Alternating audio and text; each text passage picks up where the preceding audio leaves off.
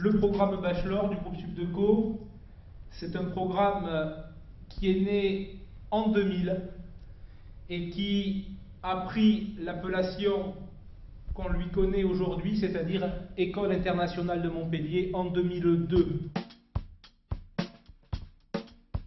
2 années académiques à Montpellier.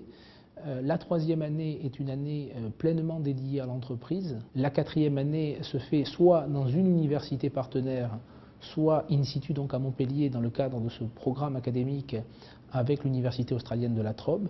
Et le cursus s'achève par 6 mois de stage qui sont souvent la base même de ce premier emploi.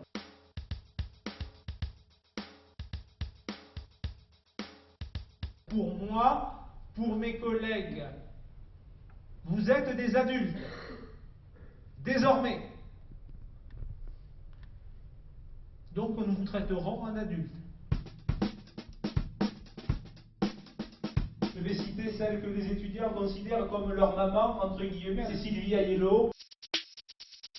Au fur et à mesure, on s'est rendu compte que nos élèves avaient tout à fait besoin d'un suivi individualisé. Quand on est juste un jeune majeur comme ça, il y a certains élèves qui ont du mal à passer le cap. Bonjour. Bonjour. Nous avons une question pour vous.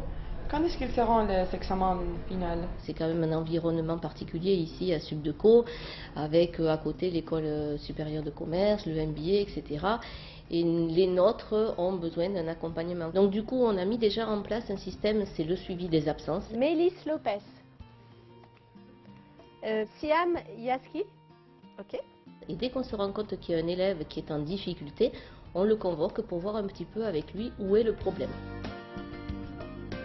Vous pouvez chercher des chiffres sur le sujet, vous qui aimez les chiffres. J'essaie de sentir en fait l'ambiance, de voir comment ça prend pour pouvoir m'adapter et faire en sorte que ça fonctionne mieux. Traduire votre cours en image mentale, c'est ce qu'on a fait tout au long de la séance, hein, on vient de le faire sur les chiffres également. Introduire la couleur dans vos fiches de cours. On s'attache toujours beaucoup à nos élèves. Déjà dans ce métier, on adore les élèves, c'est pour ça qu'on le fait. Et puis en plus, c'est vrai qu'à l'EI, ils sont jeunes, ils ont à peine 17-18 ans quand ils arrivent. Ils sont également très demandeurs, ils posent plein de questions, ils ont aussi besoin de cette relation.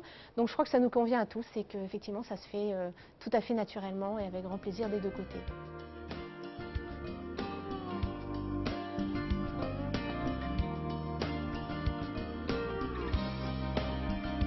Voilà, c'est fait. Donc, les professeurs savent à qui ils s'adressent, les élèves peuvent aller voir les professeurs dans leur bureau, discuter avec eux. Et au niveau de l'administration, on essaye aussi dans la mesure du possible de connaître chaque élève. Il y a des élèves par exemple qui ont des problèmes pour se lever le matin ou qui ont un problème pour rendre leurs devoirs. Bonjour, alors dites-moi qu'est-ce qui se passe? Donc on a mis en place un système de rendez-vous. Ils viennent tous les 15 jours ici au secrétariat et on fait le point sur le travail qu'ils ont fait, sur leur présence en cours, sur leurs difficultés à s'adapter.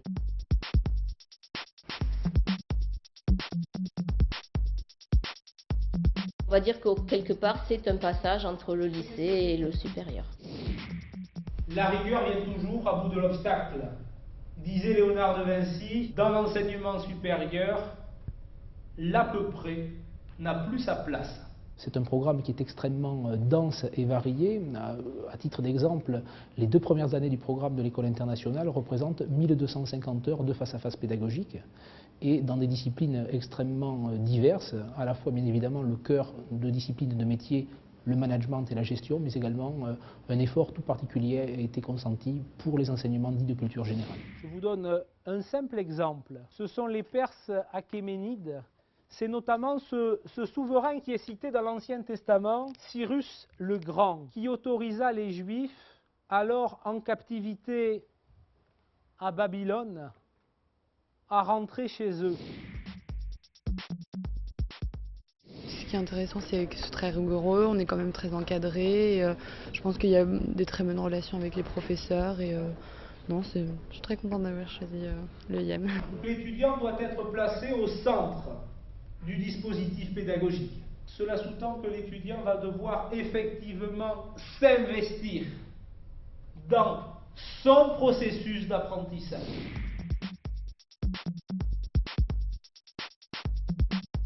Okay, TPAS for Monday. Your job is to choose a brand. You will present it to the others in small groups.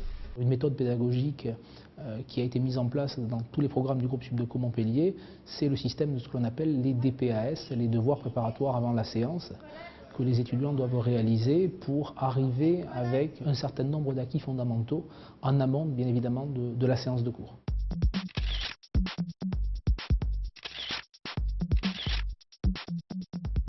La traditionnelle photo de promotion vient clore une première matinée bien remplie. Désormais, les quelques 120 nouveaux élèves de l'EIM savent à quoi s'attendre. Moi, ça m'a un peu impressionné. Bon, on est dans l'amphi, le directeur il parle, tout ça, ça fait... Enfin, j'ai l'impression qu'on essaie un peu de nous mettre, pas la pression, mais je sais pas, ça me fait cette impression un peu. C'est pas une pression, c'est un soutien, je dirais. Ça a l'air assez intense. Il va pas falloir lâcher. Ouais, c'est sûr que ça va être assez poussé, qu'on va devoir travailler. C'est rassurant pour les élèves et je crois que c'est aussi rassurant pour les parents surtout. Mais bon, au final, on va avoir de bonnes places, enfin, d'après les professeurs, donc ça motive.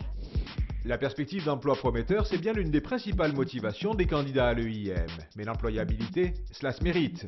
Les places au concours d'entrée deviennent de plus en plus chères. Bon, ça va, t'es pas trop stressé? Non, ça va. Oui, puis tu vas voir, de toute façon, ils sont sympas, ça va bien se passer. Ils vont pas te tester, ils veulent juste voir quelle est ta personnalité et ta motivation. Lucas, ça va être à nous. Bonjour. Bonjour. Allez-y, je vous en prie. Alors, je vais vous donner le déroulement de notre entretien. On va tâcher de mieux vous connaître et de déceler en vous ce qu'on appelle vos compétences émotionnelles leader. J'ai atteint un résultat dont je suis fier. Oui.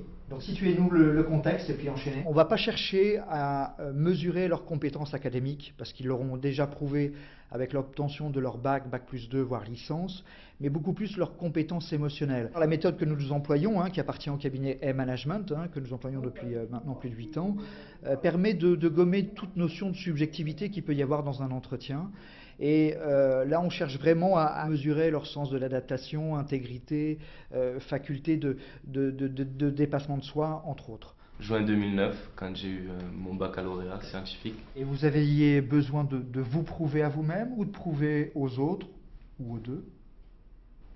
Mais je vais dire aux deux, parce que prouver d'abord à mes parents que je suis capable d'avoir un bac, et à moi-même. On n'a pas tous eu la même vie, la même expérience, par contre on a tous des émotions. Elles sont tous valorisables d'une manière ou d'une autre. Et je pense que justement, dans la quête d'égalité des chances, ce type d'entretien valorise justement tous les profils, quelle que soit leur expérience. Alors Lucas, à chaud, comment ça s'est passé? On va dire que ça s'est bien passé. Très rapidement, on arrive à déceler quel individu qu'on a en face de nous. Et je ne pense pas qu'on se trompe de beaucoup. Qu'est-ce que vous avez pensé des questions qu'ils vous ont posées? Elles sont assez pertinentes, surtout leur manière de les poser. Quand je vois ensuite les candidats qui intègrent l'école, effectivement, je retrouve bien le profil que nous avions décelé lors de l'entretien. Un international qui vient leur faire faire une dictée. Drôle d'accueil pour les nouveaux recrutés. Merci pour l'accueil. J'espère que vous ne ferez pas trop de fautes. Oui, on va faire une dictée ELA, mais non, je peux pas vous dire plus. Je sais pas du tout en quoi ça consiste. Je trouve ça surprenant. Je m'y attendais pas. Mais bon, je pense que c'est pour vérifier l'orthographe de chaque élève.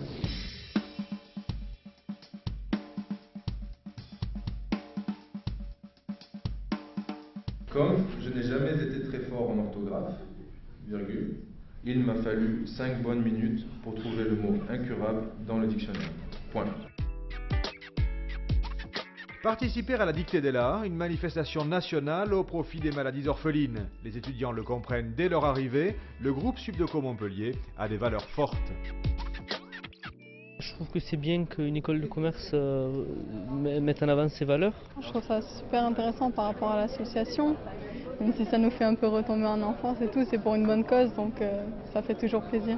Ça peut nous faire progresser les gens tout en faisant réfléchir et en nous faisant découvrir des causes qu'on ne connaît pas forcément, comme là.